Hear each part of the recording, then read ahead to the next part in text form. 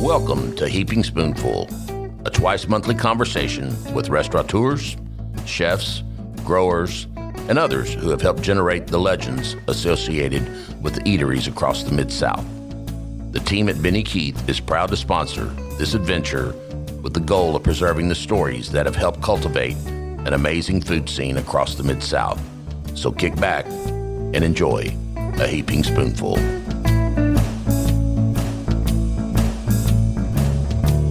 Greetings, everybody out there in podcast land, and welcome to Heaping Spoonful. I'm your host, Kelly Bass, and I really appreciate Benny Keith Foods giving me the chance to visit with many of the top chefs and restaurateurs across the Mid-South on these podcasts. I've been a foodie before that term was even invented, and for the better part of 30 years, I had the privilege of writing dining reviews for a couple of Little Rock newspapers and then later some magazines, long before the internet gave everyone a chance to be a food critic. But I will say I have learned to love talking about food much more than writing about it. So today our guest is Brian Deloney, owner and chef at Maddie's Place in Little Rock, Arkansas. So welcome. Thank you very much. Good to be here. Yeah. First off, let me say that, I absolutely love the food at Maddie's Place. I haven't had the chance to eat at that many of the restaurants that are featured on Heaping Spoonful, nor really to get to know the chefs and owners as well as I've gotten to know you. And I think our friendship harkens back to a long night at a hog roast. Very long night. Downtown North Little Rock. I met several folks out there. Yeah, I think we all did. Yeah, but I digress, as I'm known to do. So on Heaping Spoonful, we rarely work through things chronologically, but it seems to make sense here. So you're a Little Rock guy. You graduated Little Rock Central High School, and then you went off at some point, and you can fill in the blanks on this. You went off to Culinary Institute of America in New York, which is, I think it's safe to say, the preeminent culinary school in the country. So tell us what made you interested in cooking at all, and what if anything, you did between Central High School and CIA? I went to Fayetteville for a little while until they asked me not to come back, and You're not alone. pledged a fraternity and got blackballed. It was my brother's fraternity, and they asked me not to come back. So started working in pizza places, just really having a good time and not really caring about things. I always cooked kind of growing up. My mom was junior leaguer, so Dad was throwing fish sticks in the oven all the time. And I just started dabbling and just having fun with it. And, wanted to go to culinary school, talked about it. They said, no, we're going to go to Fayetteville. And so that didn't work out. They really said, okay, if you're seriously interested in this, go up there. There's a little class for like 2 weeks you take and just check out the school and see what you think. And I fell in love with the school. Cool. I mean, it was almost a military school. Your neckerchief had to be perfect, clothes perfect, shaven. I mean, it was serious business. There was no joking around there. Well, that's cool, though. And, one question I like to ask culinary school graduates, are there many things you learned there that you put into practice every day in your kitchen, or is it just more of something you needed to do? Like I had to take calculus, and I don't think I use calculus. Right. Now, this school was totally designed for cooking. I mean, it's like anything. It gives you a super good base ground of knowledge, but you have to put that into effect in the kitchen. Right. I mean, you can read all you want about it, but when it gets time to get down and hustle in the kitchen and put the food on, you have to do it daily to hone those skills. Right. And, one thing that I have learned from doing these podcasts is that attending a prestigious school like CIA is that it opens doors. I mean, I know it can open doors for internships and then for full-time jobs. So walk our listeners through, kind of your CIA experience or where that took you and what you got to do based on getting that culinary degree. Well, that can be a double-edged sword. A lot of restaurants think, oh, this guy thinks he's a chef just because he graduated school, right, which is not true. But that school does have a reputation for that. And I've seen that out in the field. I probably fired more CIA guys than I have ever really gotten to know and like. Right. They come in with this attitude, oh, I'm CIA. It doesn't do that. You have to get out and put out, and you have to be able to show on the line that you can handle what's going on. Right. So what was your first gig right out of school, or did you get to do anything during school? During school, in between your 2 years there, you have an internship, and I went to a bed and breakfast in Connecticut. And so after I graduated, I went back there for a while, just kind of seeing where I was going to land next, and came back home, actually, and ran Cafe Prego when it was back in the old location and moved it to the new one. Oh, okay. I didn't know Then that. I ran La Scala in the Afterthought for a while, and during this time, that's when I met my now wife, Angela. Oh, I see. And so she was graduating from Euler, and she said, "I'm going to go to Austin, Texas." I said, "Can I go with you?" Yeah. And then we took off, and so we spent 2 years there, and then just wound up and said, "Let's go to New Orleans." Did you work in restaurants in Austin? Yeah, it's a place called Gilligan's Seafood, and it's kind of like a Caribbean style seafood restaurant down on close to 6th Street in that area. So it was a great place. We loved it. We had a blast there. What was Angela doing while you were down there? She was just working, doing some accounting business, and she didn't go to school for accounting yet. She did that when we were in New Orleans. Okay. So she just picked out Austin because it's a really, really cool. It's a cool town. We love music. I mean, we just, we met some great people and still talk to several of them. And so the same thing. You just said, well, we're going to go from one great city of Austin to another great city of New Orleans. I grew up kind of going down to New Orleans and that coast. My parents always did, and just always loved New Orleans. I mean, obviously for several reasons: music and food and drinks. I mean, it was everything. But you went down there without a job. No job. We packed up and just took off and hit the streets a little bit. And that was kind of, Emeril was coming up, and I didn't really know much about him, and I just kind of was applying at restaurants and applied at NOLA down there.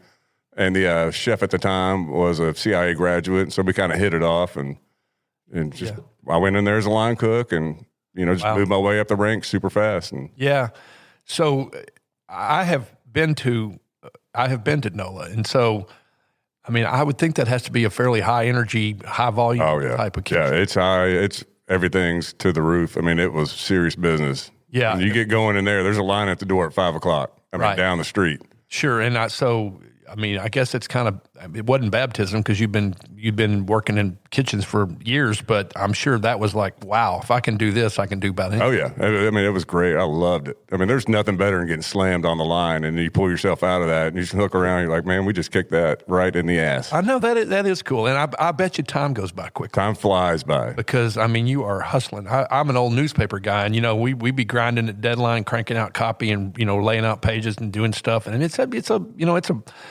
it's an adrenaline rush for sure. Yeah. And then you get done and you go have some beer. You go have some beers with the guys and talk about what you did. Get ready for the next day. Yeah, no, that's really cool. So you moved up. So you ended up becoming something other than just a line cook. Yeah, I wound up being an executive sous chef at NOLA. Wow, I'm sure at some point he's like, wow, it's a long way from. I mean, nothing against Prego or La Scala in the after. Oh, it's completely different. Yeah. Well, I mean, it's the big leagues. It's the big leagues. So and so from there, I know that you went to Las Vegas. Yeah, they asked me to go out to Delmonico, which was the busiest restaurant in the company. Yeah, which is in the Venetian Inn. Yeah. Not Venetian Inn, the Venetian Hotel. Yeah. Yeah.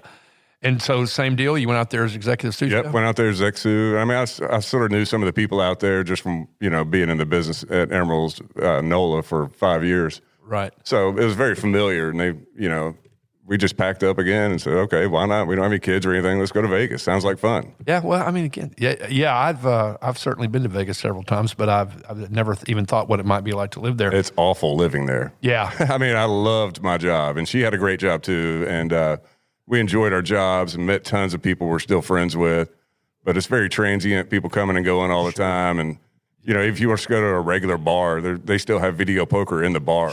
So you cannot get away from gambling, even at the grocery store, right there in the beginning. And it's crazy. I've been to I like to bet on horse races, and I just remember sitting in a horse book in one of them, and the Wheel of Fortune slot machines right outside the door, and I just heard Wheel of Fortune over. You just hear those bells walking into work every day. It gets old. So, I mean, Emeril Legasse is a larger-than-life celebrity chef and restaurant owner. Did you actually get to know him? Oh, sure, yeah. I mean, when you're top management, he knows who is there. I mean, don't get me wrong, he'll still rip your ass. If you're not doing what's supposed to be happening, he'll get you. Yeah. But we also did functions, outside of the restaurants.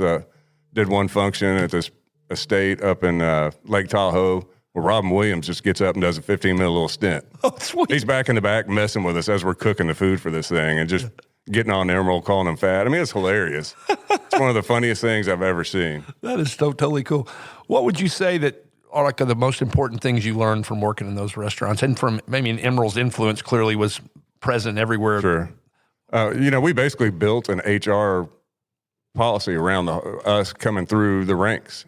We didn't have one when I first started there because we only had a couple of restaurants, but as he's building more restaurants, they knew that HR was going to be huge. So they brought on some great people that, I mean, I basically got paid to learn, which is fantastic. And I mean, to this day, I still reference a lot of stuff that we learned coming through there. Yeah, I mean, just HR is so important as being an owner of a restaurant that people don't understand. No, and I will tell you, this is probably our 27th or 28th Heaping Spoonful episode. And one of the many consistent themes is the right people and taking care of the people. You know? Because, as you know, you're one guy and you're really good in the kitchen, but without everybody else, absolutely, you wouldn't be able to pull it off. So you were in Vegas. You and your wife decide maybe now's the time we want to try to have some kids. Yeah. And once she got pregnant and you realized it was twins, it seemed like maybe the time was like, we could use a little help. A little help would be good. And, of course, I didn't really want to raise kids in Las Vegas. It just didn't seem like the right thing to do. No. And so you had family here. Your wife's from Hot Springs. So you had a safety net might not be the right word. So you guys said, we've packed up before. We're going to pack up again. We're going to pack up and go back home and see how this all plays out and what happens in the future. At that point, did you say, at some point, once I get back to Little Rock, I want to have my own restaurant? It was always in the back of my mind. I think both of us, we knew it would happen. Well, yeah. Well, I mean, look, you'd learn from some of the best. You'd proven yourself, and no restaurant in Little Rock, Arkansas, whoever it is going to be as intense as those two Emeril restaurants. Exactly. I mean, it can't be. No. I mean, it's just doesn't have. We don't have the volume. It's different levels. We don't have the volume. You're right. And in the Venetian. I mean, the thing about the Venetian is, I mean, it's a huge hotel and casino, and so you're going to have all the people who are staying there, but then people flock to an Emeril restaurant from everywhere. So it's going to be crazy. All right, so we're going to take a short break here on Heaping Spoonful, and we'll be back in just a bit with Brian Deloney of Maddie's Place. I hope you're enjoying this episode of Heaping Spoonful. We at Benny Keith Foods enjoy talking about the food scene almost as much as we enjoy providing the top quality ingredients that help restaurateurs and chefs across the Mid-South create their magic. Now let's dive even deeper into the culinary world with your host, Kelly Bass. All right, everybody, welcome back to Heaping Spoonful. Our guest today is Brian Deloney, owner and chef at Maddie's Place, a stalwart on the Little Rock, Arkansas dining scene. So you all came back, the Capitol Hotel, by far the nicest and boutiquiest hotel in Little Rock, was about to reopen, and you went to work at Ashley's, the then name of the fine dining restaurant there. Was that just, again, you just started applying and they hired you there? I just kind of caught word that, they were reopening it and thought maybe this is a good avenue to get us back to Little Rock, and it turned out to be. Yeah, and I was executive sous chef for the hotel, which I was kind of over all of the banquets and the Capitol Bar and Grill and Ashley's. Yeah, right, because for those, and again, sadly right now, and we're recording this in late November of 2020, the Capitol Hotel has not reopened, and that has knocked a big old hole in my business lunch scene, because that's where that Capitol Bar and Grill is a good place to chat up people and have absolutely, it's a fantastic place. Have Tim Stramel make you a drink for sure. So you were working in there, and I don't know. Once you'd done what all you'd done, it would seem to be hard to say, well, okay, now you guys tell me how you want me to do it here, because I know how I've done it before. But I guess you just jumped in and started making good food. Basically, yeah. I mean, it was under Lee's guidance, but, he gave us a lot of freedom and let us kind of do what we wanted. And I tell you, that kitchen, I mean, you just look at who's come out of that kitchen, Right. I mean, and I know you all weren't all there at the same time, but I mean, Matt McClure's, James Beard, finalist, doing the Hive in Bentonville, and Matt Cassidy Bell, and Matt Bell and Travis. Yeah. Yeah, I know. Great group of guys. Yeah, that's super.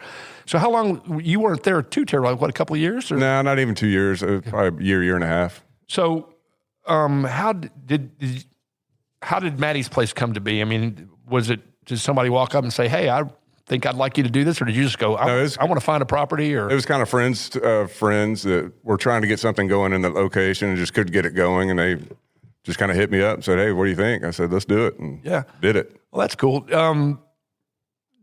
Was there ever any doubt, someone said, okay, Brian, you're going to open a restaurant. Was it like, okay, I know what I'm going to cook, and what you cook at Maddie's Place is what you knew you'd do for New Orleans roots? Right, yeah. And, I kind of did, I don't want to call it Cajun Creole cuisine, because it's just, I call it Southern with New Orleans influence. Of course, we have po' boys, things like that, but we really take our, spins off of other dishes and make them Maddie's dishes. Yeah, because there's plenty of things on that menu that are not typically, Cajun kind of stuff. Interestingly, for those who are familiar with the Little Rock restaurant scene, Maddie's place is in the building that originally housed the Faded Rose before Ed David and his family built a larger version right next door. And you both have New Orleans influences, but the menus really aren't that similar. I think if people said, what are the two best New Orleans influenced restaurants in Little Rock, Arkansas, those would be the two, and they're sitting next to each other. Right. And Ed, I've really gotten fortunate to know them for so long, and they're great people, great family, and we talk just about every morning, either with Zach or Ed when they come do their stuff, and I'm always out front, and they're really great family, and they've been there 35 years. I mean, they've done something right, obviously. Oh, they have, and we were talking before we started recording that you can look out from your kitchen and see so many familiar faces, and that's the same with the Faded Rose. Oh, absolutely. Every successful restaurant that's in it for the long haul has that kind of loyalty. Yeah, you depend on your loyal people all the time. You always want fresh faces in there, but you got your crew, you got the normal crew that's going to come in for the day. Right. And you got your lunch crew, and I'm sure you got your happy hour bar crew too. Yeah, we got several different rounds of crews. I've seen myself sitting at that bar enjoying the good stuff that you serve, liquid stuff. So like all good restaurants, your menu changes a bit from time to time. I actually revisited the dinner menu just a couple of days ago when I was thinking about this podcast, and I think I didn't see one of my favorites, which was the chicken thighs and the risotto. I took those off when we opened back up just because I didn't think it was going to travel as well as I'd like. That's a good point. And some of the things that are not on the menu that are for that reason. Because I guess, a lot of people are still doing. A lot of people still doing to go. But what are the things, that clearly you can't take the po' boys off? What are there other things that are just like, these are the. Basically, that whole menu is. That's why we kind of resort to specials. Hits. Yeah, if I take something off, I'm going to get flack from somebody someday, somewhere. Even if we didn't sell a whole lot of it, all of a sudden when I take it off, they all say, well, where's that tomato bisque? And they, you need to bring it back, and I'll just get it constant. So that's why we depend on our specials. I let the guys have fun. We buy certain things and just play with it. And sure, yeah. Well, one of the things that I've always liked about your restaurant is consistency, and the food is always great. God, that peanut butter pie. Oh yeah. Oh man. That stuff is good. But I see the same amazing and helpful and very customer service oriented servers that for years. So I guess you've had folks who work for you pretty much, not maybe the whole time you've been open, which is almost 12 years now. Almost 12 years, yeah. But you've had some long. Many of them have been there several years, and some of them come and go. They come back and they go try something and realize, maybe we had better than I thought, and they come back. And it's a big family. We've all been there together for a long time. It affords me not to have to be there all the time. Right. Which is, for a restaurant owner is great. Well, yeah, particularly because you've got, a couple of young kids and things you like to do outside of the kitchen. Yeah, and that was my goal, was to be able to raise my kids and enjoy doing it. As a chef, some people don't always get that. No, you're right. They miss out on a lot, and I fortunately have not had to do that. Well, and the thing is, you paid your hardcore dues before they were born. Yeah, you were talking 80-hour weeks every week when running those big restaurants. Yeah, and the Friday and Saturday night are your busiest night. Oh, yeah. That's the time you got to be there to make sure stuff's going right. So, as I said earlier, we're recording this episode of Heaping Spoonful in late November of 2020, so COVID-19 remains, unfortunately, a necessary topic to discuss. So tell us about when you closed, for how long, when you reopened, and whether you did any kind of curbside or anything while your doors were closed. We did nothing while we were closed. We shut down, in March, whatever, when they said no more indoor dining. Right. My food, I just didn't feel like was going to do that much to pay the bills as that was going on, and staffing-wise. So we just told everybody, go get an unemployment. We didn't think it's going to be as long as it was. Sure, nobody did. So, we kept saying, okay, a couple more weeks. And it turns out it was 4 months. Yeah. And so, the extra bonus kicked off of unemployment, and I knew I wanted to get all my crew back. So that's when we just said, okay, we just have to reopen and see what happens. And we'd taken time. We had plenty of time to paint, clean, adopt all these procedures we do now. We have all these rolling plexiglass dividers that we put in between tables, and this air conditioning filter system called iWave that supposedly kills everything. Right. And humidifiers that spray an ion disinfectant that's, safe for anything. My wife, like I said, she worked at Episcopal school, and at that time they were trying to figure out what they were going to do for school, and she was working with the nurse there and very helpful to us, and we kind of adopted a lot of stuff from her. Sure. And so when did you reopen? At the beginning of August. Beginning of August. Yeah. And has business been as good as you could have hoped? They were until this recent, kind of spike. It's kind of slowed down, and takeout's gone up a little bit. But it's also this time of year as well, the holidays and everything. But, sure, there's no proof that eating in a restaurant is spreading the disease. No. But we are the ones that constantly get picked on the first. We've got to shut restaurants and bars, which make no sense. Well, I mean, other than you can't eat with a mask on, but I understand. And we've done a lot of, and you have a nice patio, and I would, I'm sure people are, when the weather's nice, which we've been lucky, it's still pretty nice for late November. Even when it's cold out, they still sit out there. They'll bundle up and eat out there. Sure. And everybody's doing their own thing right now. What makes them feel comfortable, and I understand that.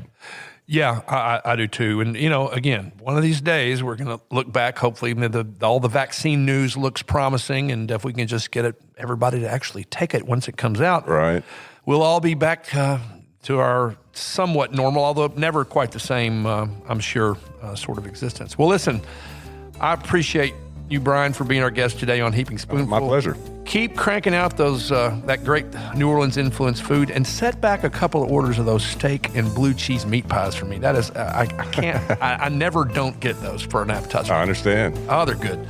All right, thanks to everybody listening to Heaping Spoonful today. Remember that new episodes are posted the first and third Tuesday of each month. So keep an eye and an ear out for those, and check out the ones you might not have heard. All right, thanks everybody. We hope you enjoyed this episode of Heaping Spoonful. On behalf of all of us at Benny Keith Foods, Mid-South Division, please know how much we love connecting you with the legends of the culinary scene and their unique stories. I look forward to the next time we can offer you another Heaping Spoonful.